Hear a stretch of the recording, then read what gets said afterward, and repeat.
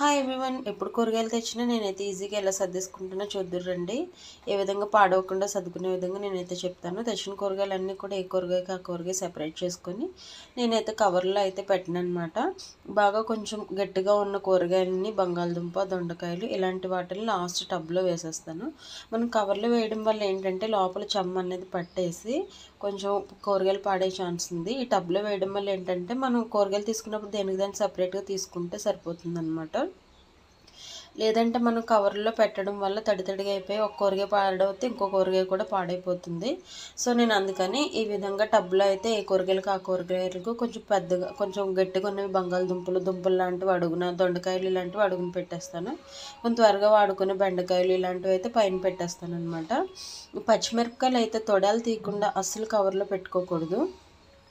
పచ్చిమిరపకాయలు మాత్రం నేను కవర్లోనే పెట్టేస్తాను. ఎందుకంటే వీటిని మనం విడిగా పెట్టడానికి టబ్లో పెడితే ఇంక అస్తమాలు తీసుకోవాలి కదా అన్నట్టు నేనైతే కవర్లో పెట్టేస్తాను అనమాట. కానీ ఇవి కూడా పాడవండి. నాకైతే మోస్ట్లీ 3 వీక్స్ అయితే వస్తాయి అనమాట. మనం అప్పుడప్పుడు పచ్చిమిరపకాయల కవర్ని ఏంటంటే మనం రోజు వాడుకుంటాం కదా, వీటిని తీసేసి ఆ కవర్ని తిప్పేసి మళ్ళీ వేసుకొని మళ్ళీ ఫ్రిడ్జ్లో పెట్టుకుంటే తడి పట్టకుండా ఉంటుందన్నమాట. సో ఈ కరివేపాకు అయితే నేను బాక్స్ అయితే యూస్ చేస్తాను. దీని మీద టిష్యూ పేపర్స్ అవి మనం పెట్టుకోవచ్చు. బట్ నేనైతే పెట్టనండి. కానీ నాకు వస్తుంది 1 మంత్ వరకు వస్తుంది. కరివేపాకు పాతది చూసారు, అది ఎప్పుడో తీసుకొచ్చారు. అది మళ్ళీ దాని మీద నేను కొత్తది వేసేస్తాను. ఏం పాడవదు, బాగానే ఉంటుందన్నమాట. కొంచెం తడి ఏమన్నా ఉంటే మనం గుడ్డతో తుడిచేసుకొని మళ్ళీ అందులో వేసేసుకోవచ్చు. సో చూసారు కదా, నేను పుదీనా కొత్తిమీరకి అయితే కంపల్సరీ ఏంటంటే అప్పుడే తెచ్చినప్పుడే నేను నీట్గా తీసేసుకుంటాను. ఎందుకంటే వాళ్ళ దగ్గర కొంచెం తడితడిగా ఉన్నట్టు ఉంటుంది.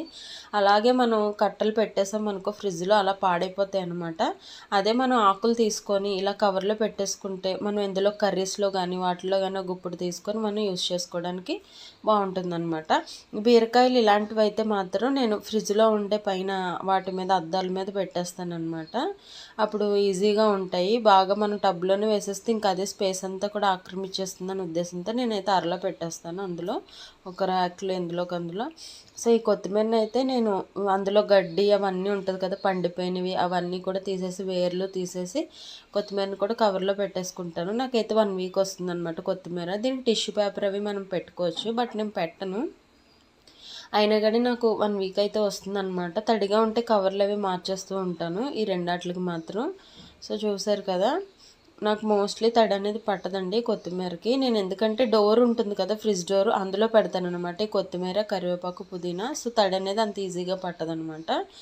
సో మీరైతే ఎలా సర్దుతారో నాకైతే కామెంట్ చేయండి. ఈ విధంగా సర్దేశాక ఎక్కడ ప్లేస్లో అక్కడైతే నేను పెట్టేసుకుంటాను అనమాట. ఇలా ఈజీగా మనం కూరగాయలు పాడవకుండా మనం బాగా సర్దుకోవచ్చు. మీకు కనుక నచ్చితే ఈ వీడియో తప్పకుండా లైక్ చేయండి, షేర్ చేయండి, సబ్స్క్రైబ్ చేయండి. Please subscribe. Thanks for watching.